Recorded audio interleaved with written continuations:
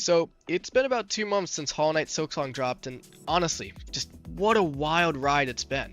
This is one of those games people have been waiting on for like quite literally years. Like, it's got to the point where it felt like it might never actually come out. you know, GTA 6, yep, that one's been delayed again, and now it's coming out on November 19th of 2026. Crazy, right? It sucks that it got pushed back. But hey, that's a story for another day. Anyways, Silksong is here, and people have a lot to say about it. I have spent the past couple of months both playing it myself and checking out what everyone's saying online. That includes YouTube reviews, Reddit threads, Steam comments, all of it. I just really want to see how the community feels about this game and how they are liking the game if they're enjoying it in the first place. So let's talk about it. What Silksong nails, what it struggles with, and how it compares to the original Hollow Knight. Let's start off with the overall reaction and the launch because that was insane. When Silksong came out, it literally broke Steam, and I'm not kidding when I say this. Steam absolutely crashed from the number of people trying to buy it at once. The eShop was lagging, PlayStation servers were acting up, it was absolute anarchy. But honestly, that just shows how massive the hype was. Fans had been waiting so long that the second it dropped, hundreds of thousands of players jumped right in. Within 24 hours, the game had over 500,000 players. And overall, most people loved it. It's faster, it's smoother, and it really feels like a proper evolution of the original Hollow Knight. Players and critics have praised the world design, the atmosphere, and that same mysterious vibe that made the first game so special, but now everything feels more refined. That said, it's not perfect. One of the biggest points of discussion is the difficulty. Even people who were absolute pros at the original first game had said that Silksong feels tougher. The enemies are faster, they hit harder, the game really expects you to keep up with all of the momentum that it has to offer. Now, I'll admit, I found the game really difficult as well, like really, really hard to actually get along with and to move forward, but you can also say it's a skill issue, and it's fair. I mean, it kind of is, but I do wish that there was an option for difficulty modes, like easy, normal, hard, hardcore. That way players who just want to explore the world could still enjoy it without getting wrecked every few minutes. Next is the combat in Silksong, and this is probably the biggest change from the original, and it's honestly amazing, but also a bit brutal.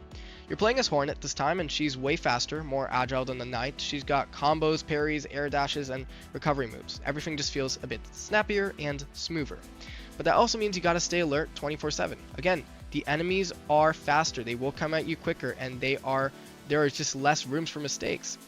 And here's something I noticed that really changes how you fight. The dive attack in the original Hollow Knight, when you dive down, it's a straight, full 90-degree drop. But in Silksong, Hornet dives a bit at an angle, like a 45-degree angle. It doesn't sound like much, but it totally can change how you fight. You can't just spam downward attack anymore on your enemy. You have to think about where you're landing and where you're approaching it from. Each enemy, it's small, but it adds a little bit of depth. Now, I'll be real, I struggled with some of the bosses. They're beautifully designed, but they will absolutely destroy you if you're not ready for it. Still, when you finally beat one after trying for like half an hour, man, it really feels just so good. It feels so rewarding. Overall, combat is fantastic. It's definitely quite challenging, but it's super satisfying once you start clicking into it.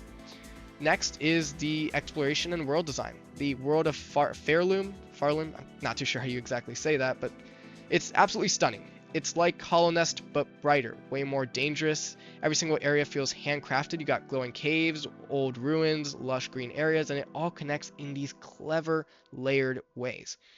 Hornet's faster movement also makes exploration feel smoother. You can climb, swing, vault around, and it all feels really natural. But here's the thing. Fairloom is dense. There's a lot more vertical movement, and that can make it feel overwhelmingly. Sometimes when you die and have to backtrack through a bunch of like tight areas filled with enemies, it can get a little bit frustrating. Still, that sense of discovery, it feels so good. Like, you can tell Team Cherry put a lot of love into this world. And that brings me into visual soundtracks. Visually, Silksong is absolutely gorgeous. It keeps that hand-drawn look from the first game, but adds way more color and energy.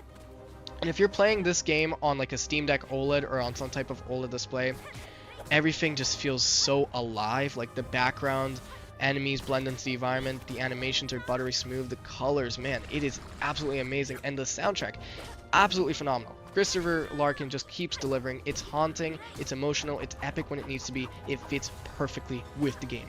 It's one of those soundtracks that stays with you even after you stop playing. And next is content and value. For what you're getting, the value is absolutely amazing. You're looking at around 25 to 30 hours for the main story, and if you're a completionist, you can easily sink in 50 hours or more into it.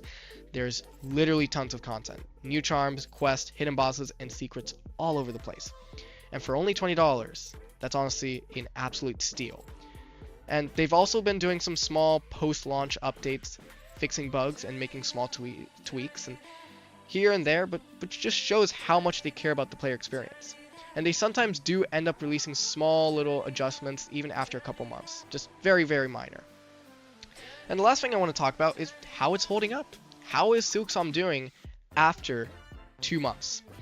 So honestly, it's been doing really well. Most of the launch bugs have been patched, and performance across all platforms feels super solid now. It was only at launch that it really struggled because everybody was trying to buy it super quickly. And now that the hype has cooled down a bit, the community still is really active. Like, people are still posting boss clips, speedrun, lore theories, and you can tell there is still a ton of love for this game. What's cool is that the initial honeymoon phase is over and people are starting to look at it more critically, and it still holds up. The gameplay is tight, the design's brilliant, and the attention to detail is what keeps players just coming back. If anything, the biggest ongoing criticism is still sometimes the difficulty. A lot of new players who jumped in because of the hype ended up dropping out because of how punishing it can be. But for those who stuck with it, most say it became one of their favorite games of the year. So yeah, 2 months later, Silksong is still doing absolutely incredibly well, and it still has a dedicated fan base. Next is Verdict, and it also is my own personal opinion, but I didn't enjoy Silksong as much as other players did. I'm kind of those people who didn't really like the game because of how punishing and how challenging it was. Like, this, it seriously has a bit of a learning curve to it, specifically in the early game. And I also don't like it because it's a 2D game. I'm not super into 2D games, if I'm being honest. And again, it's completely my opinion. I'm not going to say that this game is absolute trash just because it's 2D. It's just my opinion. It feels a bit outdated in 2025. And again, personal preference. And again, it's also the difficulty that it feels a bit punishing that kind of makes me want to return and refund the game, which is what I ended up doing. That being said, I still have a ton of respect for Team Cherry. These guys are a small indie team, yet they managed to pull off something this polished, this detailed, this beautiful looking, and they got a whole lot of love from the community.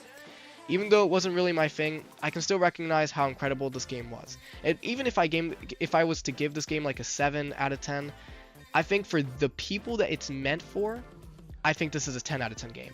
If you're into Metrovanias that are 2D or indie game titles, this is like a 9 or 10 out of 10 game. It really is for you. But in terms of how well I like the game, it's just not for me. It's not my vibe. But yeah, I mean, that's pretty much it. Comment down below what your thoughts are about Hollow Knight Silksong 2 months later, or even at release. And thank you guys so much for watching. I'll catch you guys in another video. Peace out.